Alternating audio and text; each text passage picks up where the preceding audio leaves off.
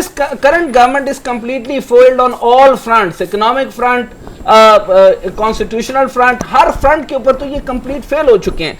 इसके बाद सर मुझे ये बताइए कि 5 का टोला है, बेंच फिक्सिंग है, गंद का टोकरा इमरान खान इसने इस्टेब्लिशमेंट ने फेंक दिया है और जजेस का नाम ले लेकर उंगलियां उठा उठा कर उनकी तस्वीरें लगाई गई हैं। तो मरियम नवाज शरीफ को पकड़ने वाला कोई नहीं है सर।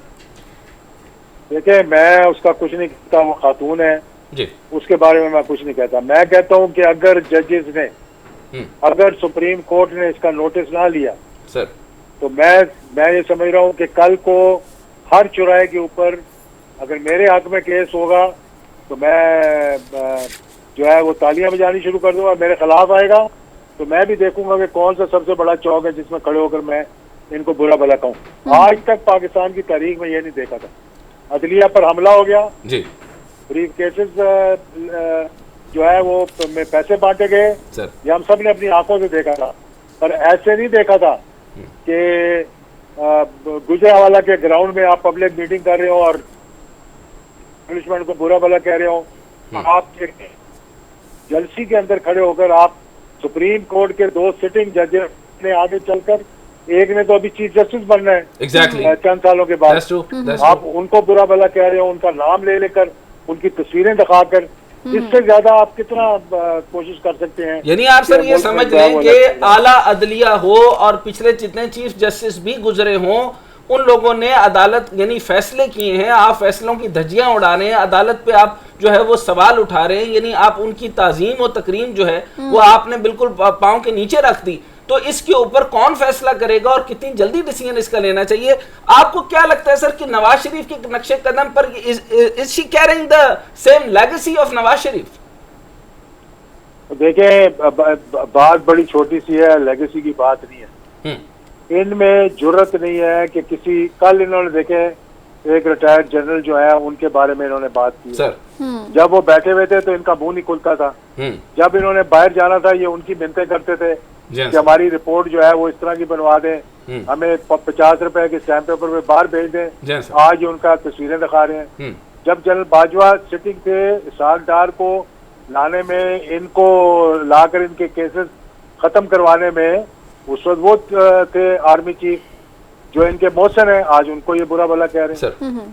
लेकिन सर पीटीआई का अगर बयानिया देखें तो पीटीआई मुसलसल जनरल रिटायर्ड बाजवा साहब को उन्होंने टारगेट किया हुआ है, और पीएमएलएन के हवाले से अगर बात की जाए तो उन्होंने जो भी हुआ है स्क्रीन पे उन्होंने तस्वीर दिखाई है, और नवाज शरीफ के खिलाफ साजिश का सरगना उन्होंने कहा है कि जनरल रिटायर्ड फैज हमीद है, मरियम नवाज साहिबा की ये बयान आता है। तो आपको क्या लगता है कि ये क्या बयानिया लेकर अवाम में जा रहे हैं दोनों पार्टीज जो है? ये असल में बात यह है कि देखें, ये देख रहे हैं कि इमरान खान की जो पॉलिटिकल स्ट्रेंथ है वो यहाँ तक कैसे पहुंच गई है सर। ये मीटिंग्स करते हैं अंदर बैठकर, कभी कहते हैं उसका बयानिया एस्टेब्लिशमेंट के खिलाफ है उससे हिट हुआ है, कभी कहते हैं उसका बयानिया अमेरिका के खिलाफ था जिससे वो हिट हुआ है, कभी कहते हैं उसने रूस जाने का फैसला कर लिया था इसलिए वो हिट हो गया है। मतलब ये कौम में मकबूल होने के लिए इमरान खान के बयानिए को फॉलो कर रहे हैं। अब उस बयानिए की नकल उतारते हैं। जब बच्चा चीटिंग ना मिलती है, ये बच्चा ये उन छोटे बच्चों की तरह जो अगले के पेपर को झांक कर देख रहा होता है और फिर चीटिंग करने की कोशिश करता है तो पकड़ा जाता है वो। तो इनका भी यही हाल है, ये खुद तो कुछ करने के काबिल अच्छा, सर मैं अब आपके होने का फायदा उठाता हूं। ये शादी हॉलों में अब जलसे करते फिर रहे हैं। अब मैं बहुत इंपॉर्टेंट बात की तरफ आना चाहता हूँ सर। ये बताइए कि बड़ी क्लियर कट नजर आ रहा है, हमजा शहबाज तो यानी 2 दफा काफी उनके साथ बुरी हुई, तो अब मेरा ख्याल में पाकिस्तान का रुख शायद वो ना करें, क्योंकि जो जिस तरीके से वो पंजाब असम्बली से निकाले गए 2 दफा। दूसरी दफा मुझे ये बताएं सर, ये क्लियर कट डिवाइड नजर नहीं आ रही आपको? नवाज शरीफ यानी लंदन से और शहबाज शरीफ जो है वो बिल्कुल अलग हो गए, और वो मरियम साहिबा कह रही हैं कि ये हमारी सियासत थी, हमारा डिसीजन नहीं।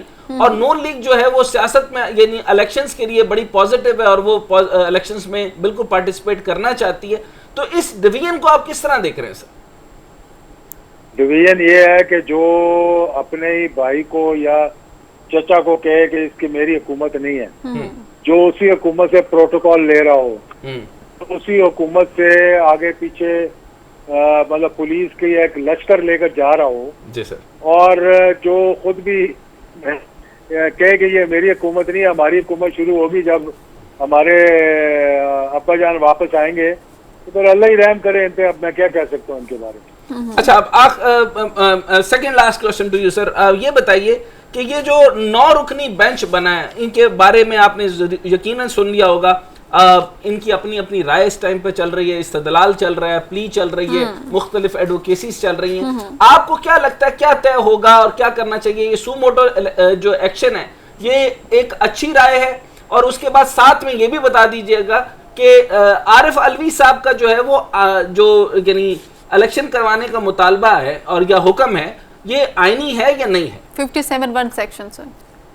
देखे मेरी बात, मैं अब बड़ा क्लियर आपको बताने लगा हूँ। अगर जजेस ने इस पे कॉम्प्रोमाइज किया सर, और अफसोस इसके साथ है कि PMLN तो अपनी जगह, पीपल्स पार्टी जो कि कहती है कि हम 73 के आइन के बानी हैं, एग्जैक्टली, उनके जो वकला हैं अगर अदालत के अंदर कह रहे हैं जनाब कि ये बेंच ऐसे करते हैं, बेंच वैसे करते हैं, यानी ये किसकी लाइन टो कर रहे हैं मुझे पता नहीं है।